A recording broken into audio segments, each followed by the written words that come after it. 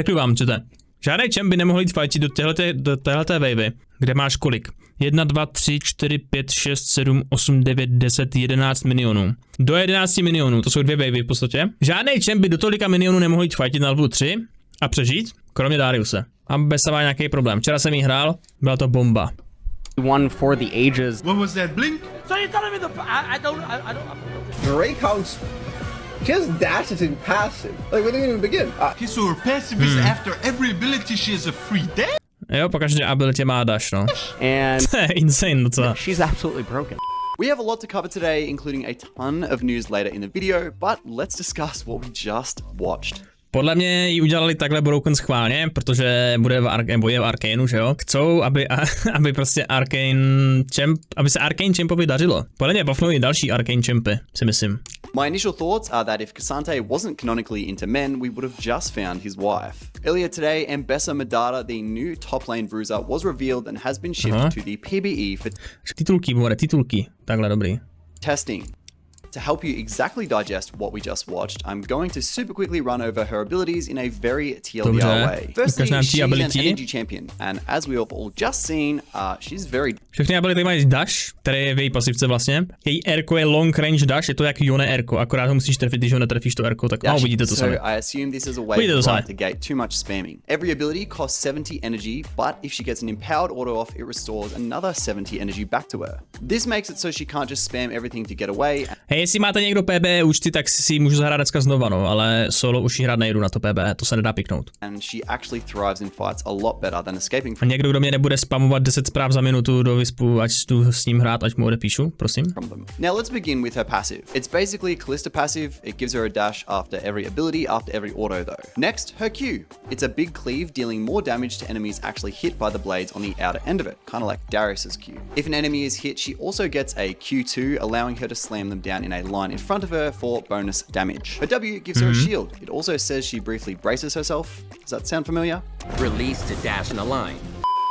She then slams the ground. If she blocks damage with said shield... Jo, i Včko je podobný od Cassanteho. No ona má starý Rengar Včko, jo, starý Rengar Včko. Včko je od Cassanteho, Ečko je od Cassanteho, Dash jsou taky od Cassanteho trošku, vypadají podobně. A Rko má od Ioneho. No, to je všechno, co potřebujete vědět. Shield, it does more damage with the slam. Her E whips her weapons around her, slowing nearby enemies. If it activates her passive, she slashes a second time as well. And lastly, her ult is basically a single targeted Yone or Vi ult. That's kind of about it. Just a ton of dive. Now, as we've seen in the crazy footage of that... A strašně rychle se kástí to jí Rko, viděli jste to? Dívej. And lastly, her ult is basically a single targeted to se úplně mega rychle vykástí. To je úplně instantní prostě, ty. To mě tak štve těch nových čempech, že oni ty ability mají strašně rychlý. Některý čemp, třeba Vi, jo. Vi, když ultí na někoho, tak to trvá prostě 2 sekundy, než k němu doletí, vole, a knockupne ho nahoru. Tady u tohohle čempa to je prostě, už tam je, už je knockup, vole, hotovo, mrtvé. That's kind of about it. Just a ton of dive. Now, as we've seen in the crazy úplně prostě ty vole nefér. Thus far, I don't think I need to actually tell you what the Ambessa problem is. Since her release, the whole community has voiced their concerns about the ever-present mobility creep. We all actually thought it was going the other way. The last 6 champions after Cassante were all pretty tame in terms of their mobility. Like, we have Aurora. While she's OP, she's kind of just a Kali on steroids and certainly has her weaknesses. Smolder, while he has a reset... Jako Aurora je taková blbě zabitelná, no, má AOE, Rko silný, neviditelnost, která se ještě resetuje, dash pryč od enemy, no. Only has one cancelable reposition tool. Play doesn't have any dashes. And Briar only has one small dash, which is conditional, other than her ult, and can still be CC. Neferi again only has one crazy mobility tool, which has counterplay, and Milio has no dashes at all. But then you have Cassante and Ambessa, which more than make up for what was otherwise Neferi jako taky dost mobilní celkem. Pretty tame mobility tools. I also think it really highlights the disconnect between old and new champions. Like, how does a carry champion with no mobility deal with such oppressive dive? Even RadRL Nijak, prostě starý champ bez mobility nemá šanci proti těmhle věcem, no. Below League's post. Just wait until I throw my W to counter this champ, obviously joking at how futile a solo queue ne, jako no. Percentage slow is versus an all-dash champion that obviously isn't affected by slows at all. Among that, there was just straight up criticism with people unable to believe this champion can exist in the same game as an old champion like Nasus. The top post on Reddit right now... Co tam bylo napsaný, že Nasus co? Nasus gain bonus lifesteal, btv? Kogma má jenom pasivku, pokud to umře, jako ADC. A včera mi tady psal někdo, že Blitzcrank se sám sloune, když běží rychle chvilku.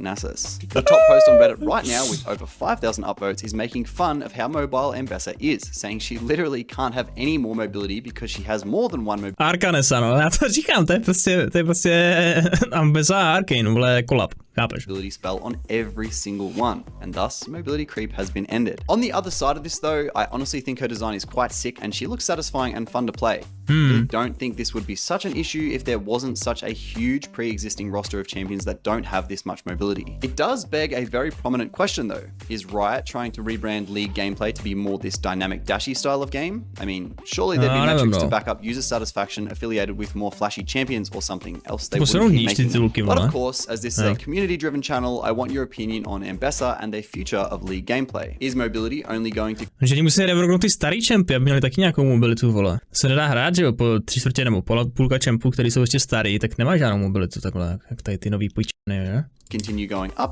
let me know down below. Oh, and while you're on your way down there, don't forget to subscribe. It really helps the channel out, especially if you appreciate this league style news content. Oh, and also quickly, there is speculation that Mel Medada... Jo, že Mel bude čem dokonce, že to nějak líknulo. Nevím, co je na tom pravdy, ale je to možný. Což znamená, že neumře v Arcaneu asi. Ambessa's daughter from Arcane will also be coming to League. We have this screenshot from League of Leaks saying she'll be the first coming in 2025. Jo, ale má ability Luxky, vole, nebo ne, tohle je od Luxky, to je všechno od Luxky, ne? A ta její ikona, vole, tam taky nevypadá úplně přesvědčivě, že? Dívej se, má tu držku tady. Kdyby to dělal Riot, tak je uprostřed ta držka, ne? Vypadá to trochu normálnější. Tady to vypadá, kdyby to tam někdo, vole, nafotoshopoval. It's obviously not confirmed. We just have this kind of shoddy screenshot. I don't know. Now, we still have a ton to cover in today's video, but before we do, I'm going to share the next best Není to moc přesvědčivý, no. thing to help you climb other than locking in Riot's latest Vypadá jak Zulena, ona byla v hitpointu. Byla, no, byla. OP champion. I feel like something that's overlooked within the League community are peripheral advantages, but what do I mean by that? This means having equipment that allows you to play your best and gain an edge over the opponent. Enter Glorious's new GMMK3 Jo, reklama. Pro HE mechanical keyboard.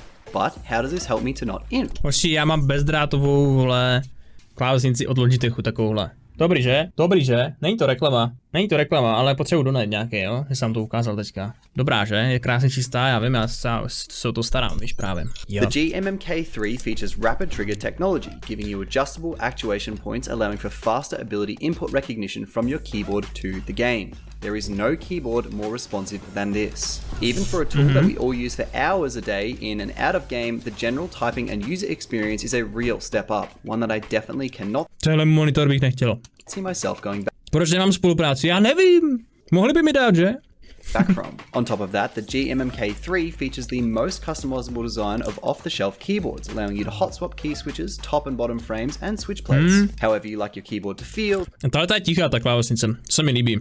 Já jsem měl takovou hlasitou a to je docela, já nevím, to zase hlasitý klávesnice, nevím. Ale taky trochu cvaká, ale ne tak nahlas. GMMK3 has got it. And on top of all that, this is the most premium keyboard I've ever felt. Like this thing. No, já mám Ačko rozbaný na klávesnici, pravda, no, dívej. Tady, který v lolku používám nejvíc, mám nejvíc rozbaný. Víte? Že na trojce mám Ečko, že jo, já mám 1, 2, 3, 4 ability. Ačko používám na autoataky. Moje nejpoužívanější abilita v lolku je autoatak, ano. Thing is so heavy. With a full aluminium body, premium details, and a very sturdy feel, the GMMK3 is just what's needed to really elevate your typing and gaming experience. To explore Glorious's new GMMK3 Pro HE mechanical keyboard, you already know there's a link in the description for you guys, and thank you so much to Glorious for sponsoring this video. Dobře. Now for the later half of the news, let's begin with the tale of Arse Cheeks Jr., the Gold 2 EUS prodigy that took down Faker in solo queue. This footage Gold 2 na vestu, zabil Fakera. is from the channel today on the Korean server. The full video will be linked in the description, of course, but here's a couple of highlights from Arse Cheeks Jr. versus a world champion. Check it out.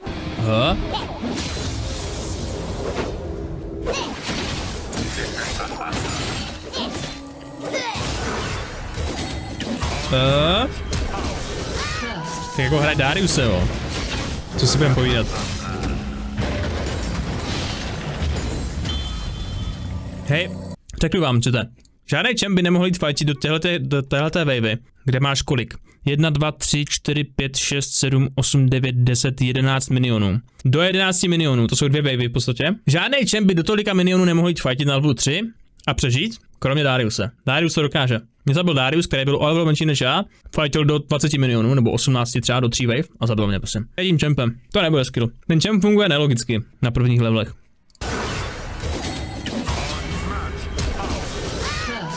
Podle mě.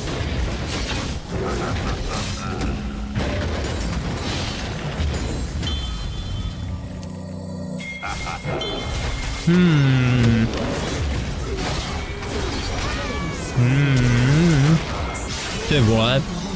To je borec. Can you imagine loading into gold solo queue and seeing your versus faker? I'd probably shit myself until I saw I had Arse Cheeks Jr. on my team. Then I know I'd be fine. Unfortunately, the game ended with a bit of a team diff, but I'm sure Arse Cheeks will make an appearance at Worlds 2026 to take his pride back off. Jako je gold 2 furt, no, tak nevím. Nevím, jestli to bylo tak impresiv úplně. Ty si jablíčko, to nějaký hnědý už, ne? Pane Cisco, no to děkuju. Kolik si dneska prodal hrnců důchodcům, co? Kolik? The king. Next up, have you ever been in the bathroom or making food between games only to hear the cue go off in your headset? Děkuju, Danieli. Sprint back to your PC. Počkej, jsi Daniel, že jo? Oh. Miss it by a few seconds. Ty už prodáváš důchodce, ty už to povýšil na další level, jo? A k čemu je dobrý prodávat důchodce? To někdo znamenuje? Někde ve sklepě? Nějaký P. Diddy třeba? Nebo asi ne, že? Well, fear no more. Notorious streamer Bardanet, known for his unconventional bard pop, developed a script to automatically accept cues so he could sleep. Have a look at this. Okay.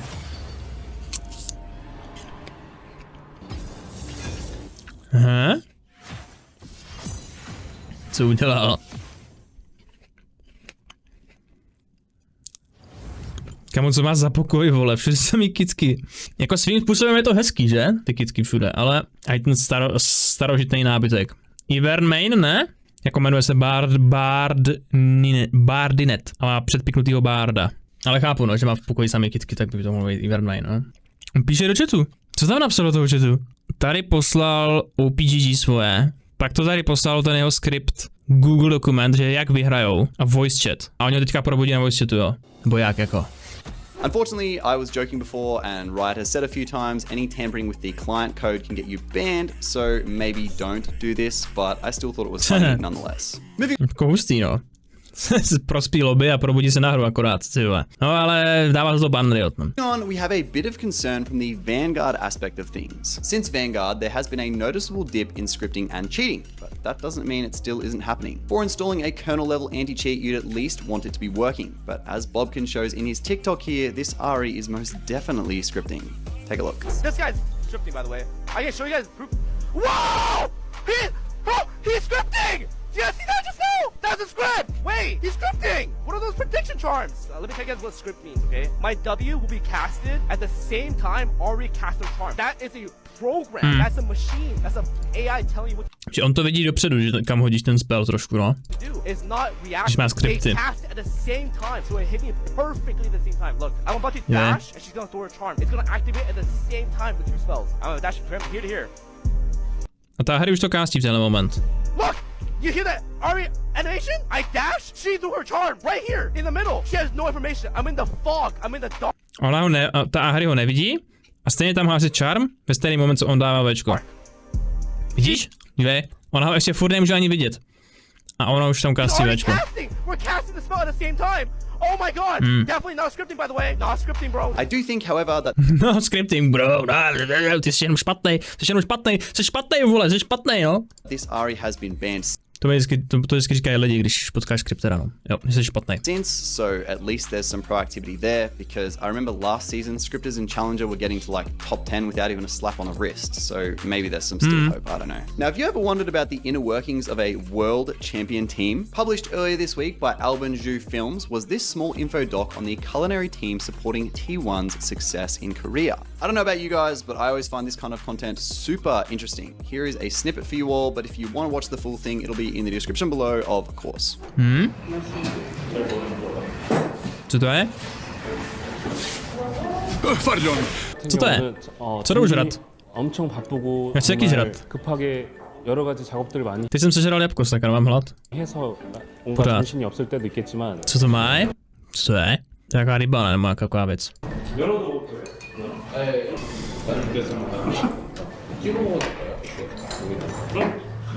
혹시 했을 것을 다 선수들이 먹고 나서 가면서 인사 정말 너무 맛있어. Hráči mají speciální jídlo nějaký, jo. 미쳤다, 지렸다 그런 표현을 쓰면서 Po kterým se cítí dobře. 말해줄 때 너무 To je důležitý, no. 기분도 좋게 만들고 d'accord. 저희 스텝 친구들도 같이 기분 좋아지고 그러니까 응원이 되고 있습니다. 저희한테도. Really, really well T1 mají vlastního kuchaře, tyjo, a GG. put together. A ne jedno, měli jich tam víc, ne? Video by Alvin and his team. Now to break it up, along with the reveal of Ambessa, we also A tak to není nic výjimečného, myslím, že Fnatic a G2 mají taky vlastního kuchaře, že jo? A další týmy asi taky. got the reveal of a new ARAM map, the Bridge of Progress. Nemůžeš furt žrát prostě, vole, z dovozu, no, srač, jo. Tam dlouho, vole, se dlouhodobě žít nedá moc, jo. A Piltover-themed ARAM map. As you can see behind me, it actually ARAM has a mapa, pretty different tu jsem včera hrál, no, děj ty miniony vypadají hezky, ne? theme to Howling Abyss, and I really love the lighter modern aesthetic.